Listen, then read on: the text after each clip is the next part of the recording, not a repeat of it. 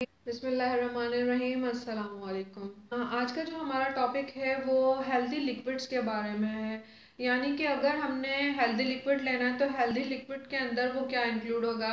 Healthy चीज़ हमेशा याद रखिए वो होती है जो आपकी बॉडी को हेल्दी रखे, आपकी बॉडी को विटामिन्स, मिनरल्स, प्रोटीन्स, इन सब चीज़ों को जो आपकी बॉडी की रिक्वायरमेंट है उनको पूरा कर सके। यानी कि अगर बैलेंस डाइट हो, यानी कि अगर आप उसको पिए तो आपकी एकदम से ताज़ा दम महसूस करें अपने आप को, आप अपने आप को ताकतवर महसूस करें, आप अपने आप को एक हेल्दी महसूस करें, आपके अंदर से लेजीनेस कम हो जाए। तो इन सब चीज़ों के लिए आपको एक हेल्दी फूड में जो हेल्दी लिक्विड होता है वो अप्लाई करना पड़ता है। और हेल्दी लिक्विड में जो इंक्लूड किया जाता है, एक तो होता है पानी, दूसरा होता है जूस और तीसरा होता है सूप। तो आज हम इस सूप के बारे में ही डिस्कस करेंगे कि सूप क्या होता है, उसको किस तरह इस्तेमाल करना चाहिए, उसकी क्या क्या फॉर्म्स हैं और हम लोगों को उसके लिए क्या क्या रिक्वायर्ड है। तो आए चलें फिर इस टॉपिक को शुरू करते हैं। अगर अभी तक आपने मेरा चैनल सब्सक्राइब नहीं किया तो प्लीज़ सब्सक्राइब कर दीजिएगा और बेल आइकन को क्लिक कर दीजिएगा। ये जो सूप होता है या स्मूथीज़ होती हैं या जूसेस होते हैं, ये एक हेल्दी लिक्विड होता है, काइंड ऑफ हेल्दी लिक्विड होता है जो हमारी बॉडी को जो है न्यूट्रिएंट्स प्रोवाइड करता है। न्यूट्रिएंट्स मिलने के नतीजे में क्या होता है कि हमारी बॉडी का जो इम्यून सिस्टम होता है वो बढ़ता है, हम लोगों की हेल्थ इंक्रीज होती है, हम लोगों की कहना चाहिए वेट लूज होता है, हम लोगों की इम्यूनिटी बूस्ट होती है। सूप मुख्तलिफ वेजिटेबल्स के होते हैं। सूप आप किसी भी वेजिटेबल का बना सकते हैं। आप पालक के पत्तों का बना सकते हैं, मटर का बना सकते हैं, आलू का बना सकते हैं। आप कहना चाहिए शिमला मिर्च डाल सकते हैं सूप के अंदर, आपने गाजर का डाल सकते हैं, चुकंदर का बना सकते हैं। आप उसके अंदर इंक्लूड कर सकते हैं अंडा, उसको थोड़ा सा कहना चाहिए कि और मज़ीद हेल्दी बनाने के लिए। अगर आप उसके अंदर क्रीम ऐड करेंगे, अगर आप उसके अंदर बटर ऐड करेंगे तो फिर वो अनहेल्दी की तरफ चला जाएगा, यानी कि फिर वो जो है कोलेस्ट्रॉल का बायस बन जाएगा।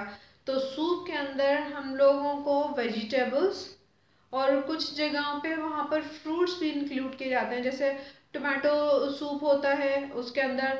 अच्छा, इसके साथ साथ क्या होता है कि सूप दो तरह के होते हैं, एक तो थिक सूप होता है और एक ट्रांसपेरेंट सूप होता है। ट्रांसपेरेंट सूप इस तरह होता है कि हम वेजिटेबल्स को उबाल कर और उनको अलग सेपरेट कर लेते हैं और हम उस सूप को पी लेते हैं।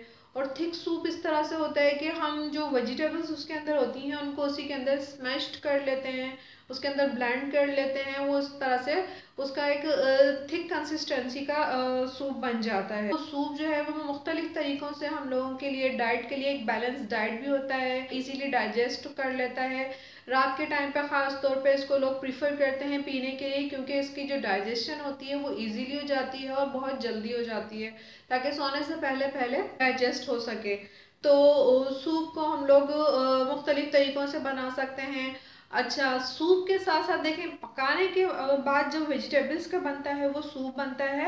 और अगर आप उसको डायरेक्ट ब्लेंड कर लेंगे, मैं मज़ीद आपके लिए एक वीडियोस लेकर आने वाली हूँ जिसमें मैं आपको मुख्तलिफ स्मूदीज़ बताऊँगी।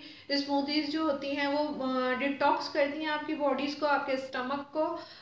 जब आप पूरे दिन कोई फाइबर नहीं लेते और आप सिर्फ सूप या स्मूदीज़ लेते हैं तो आपकी बॉडी के अंदर, आपके स्टमक के अंदर जितने भी टॉक्सिन्स होते हैं, जितने भी कहना चाहिए एसिड्स होते हैं, वो उनको वॉश कर देता है। क्योंकि हमारे पास फाइबर तो जा नहीं रहा होता है जिसे डाइजेस्ट करें, वहाँ पे सारा लिक्विड जा रहा होता है। तो लिक्विड जो होता है उन सब चीज़ों को वॉश आउट कर देता है।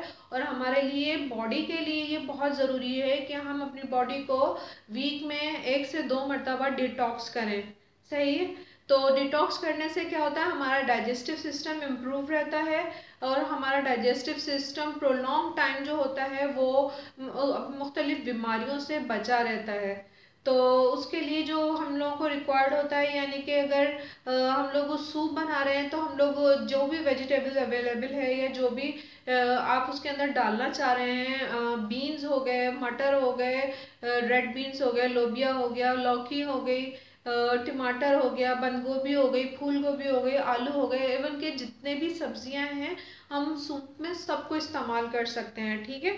तो स्मूदीज़ के अंदर क्या होता है, स्मूदीज़ के अंदर हम लोग ज़्यादातर जो इस्तेमाल करते हैं वो ग्रीन लीफी वेजिटेबल्स होती हैं, क्योंकि आयरन जो होती है वो पकने से वो बहुत ज़्यादा सेंसिटिव एलिमेंट होता है, तो वो ज़्यादा पकने की वजह से ना वो जल जाता है, ख़त्म हो जाता है। तो हम लोग जो फूड आयरन का लेते हैं, जस्ट लाइक पालक स्पेनिश हो गया, तो वो उसके अंदर से हम लोग उसको इतना भून लेते हैं, इस कदर उसको पका लेते हैं कि उसके अंदर से उसकी जो अफादियत होती है वो ख़त्म हो जाती है। तो उसका एक तरीका ये होता है कि हम लोग जो पालक होता है, पालक को, अदरक को और लेमन को, इनको ब्लेंड कर लेते हैं। ब्लेंड करने के बाद आप चाहें तो अगर इसका फाइबर यूज़ करें तो वेल एंड गुड है, क्योंकि फाइबर की हमारे स्टमक को ज़रूरत होती है। लेकिन अगर आपने सिर्फ आयरन इंटेक करने के लिए लेना है तो जो है वो आप इसकी स्मूदीज़ को सीव कर लें, इसको छान लें, और फिर उसके बाद आप इसके जो जूस निकला है ब्लेंड करने के बाद वो आप पी लें। अब तो इसके स्मूदीज़ के जो है वो जूसर्स भी आ गए हैं, ब्लेंडर्स टाइप के होते हैं जो खुद ही फाइबर को अलग कर देते हैं और वो जो है इसके अंदर से खाली जूस निकल ही आता है। तो स्मूदीज़ जो होती हैं वो भी हम लोगों को एक डायरेक्ट कहना चाहिए विटामिन्स और मिनरल्स और प्रोटीन पहुंचाने का एक ज़रिया बनती हैं। अगर हमें महसूस होता है कि हम कुछ सब्जियों को जो कि बहुत नाजुक होती हैं उनको पकाने के बाद उसके अंदर उसका आयरन, उसके अंदर उसके जो एलिमेंट्स होते हैं या उसके जो विटामिन्स होते हैं वो पकाने से ख़त्म हो जाते हैं, तो हम उनको स्मूदीज़ बनाकर ले सकते हैं। और स्मूदीज़ पीने से क्या होता है कि फिर डायरेक्ट इंटेक होता है आयरन का। अगर किसी के अंदर आयरन की डेफिशिएंसी है तो वो पालक की स्मूदी ज़रूर इस्तेमाल करें। अगर आपको पालक की स्मूदी की रेसिपी चाहिए तो आप मुझे बताइएगा, मैं एक वीडियो इसके स्मूदीज़ के ऊपर भी बना लूँगी ताकि आप लोगों के लिए आसानी हो सके। सूप और स्मूदीज़ पीने से क्या होता है कि हमारे जो इंटरनली अगर कहना चाहिए कि बॉडी के अंदर कोई टूट फूट हो रही होती है तो उसकी रिपेयर होती है। यानी अगर हमारे स्टमक में कहीं कोई मसला हो रहा होता है तो उसको वो रिपेयर करने में काफ़ी हद तक हम लोगों के लिए हेल्पफुल होता है। दूसरा जो होता है वो सूप जो होता है वो हम लोगों को सर्दियों में ख़ास तौर पे कोल्ड एंड कफ से बचाता है। और कभी फीवर वगैरह भी अगर होता है तो फीवर हो या गला ख़राब हो या नज़ला हो, खांसी हो, तो उसमें जब हम लोग सूप पीते हैं तो हम लोगों को 80% तक फ़ायदा पहुंचा रहा होता है। तो सूप जो होता है वो कोल्डनेस को कम करता है। चाहिए किसी हद तक चाय और कॉफ़ी से तो बहुत ही बेहतर होता है, क्योंकि ये हेल्दी लिक्विड होता है। तो हम लोगों को अगर चाय और कॉफ़ी का रिप्लेस करना हो तो हम लोग कहना चाहिए कि सूप ले सकते हैं। अच्छा, सूप कई होते हैं कि इंस्टेंट सूप भी आ रहे हैं मार्केट के अंदर, कि सूप आ रहे हैं, यखनी वगैरह आ रही हैं या टिन पैक्ड आ रहे हैं, इन सबको भी हम लोग इस्तेमाल कर सकते हैं। इसकी भी वही सब अफादियत है इसी के अंदर, इसके अंदर भी वो भी सारे विटामिन और मिनरल्स मिल रहे होते हैं, प्रोटीन्स मिल रहे होते हैं। सिर्फ फ़र्क सिर्फ इतना है कि जो हम लोग डेली घर में बना रहे होते हैं उसके अंदर प्रिजर्वेटिव नहीं होता, और उन जो पैक्ड आइटम्स होते हैं उनके अंदर प्रिजर्वेटिव होता है। प्रिजर्वेटिव जगहों पे जो सूप होता है वो डिज़र्ट के तौर पे भी इस्तेमाल हो रहा होता है। कहीं जो होता है इसको इसके अंदर फ्रूट्स इंक्लूड करके, इसके अंदर क्रीम इंक्लूड करके, इसके अंदर स्वीटनर इंक्लूड करके इसको डिज़र्ट के तौर पर इस्तेमाल कर रहे होते हैं। जस्ट लाइक हम में लोग जो है इसके अंदर शुगर और कोकोनट मिल्क मिलाकर इसका जो सूप बनाते हैं तो उसको डिज़र्ट के तौर पर इस्तेमाल कर रहे होते हैं। इस लाइक फ्रूट सूप होता है, ये डिपेंड करता है आपकी रेसिपीज़ पे कि आप किस तरह से बना रहे हैं। अच्छा, यहाँ पे जो मैं सूप बना रही हूँ ना, ये है चिकन का और मसूर की दाल का सूप। आप इसमें कोई भी वेजिटेबल भी इस्तेमाल कर सकते हैं। मैंने चिकन को जो है पीसेस करके छोटे छोटे, और वो जो है इसको उबाल लिया दाल के साथ, और जो है इसको मैं पका रही हूँ। देखें इसके अंदर मैं आपको दिखाती हूँ, इसके अंदर मसूर की दाल है और चिकन के छोटे छोटे पीसेस हैं।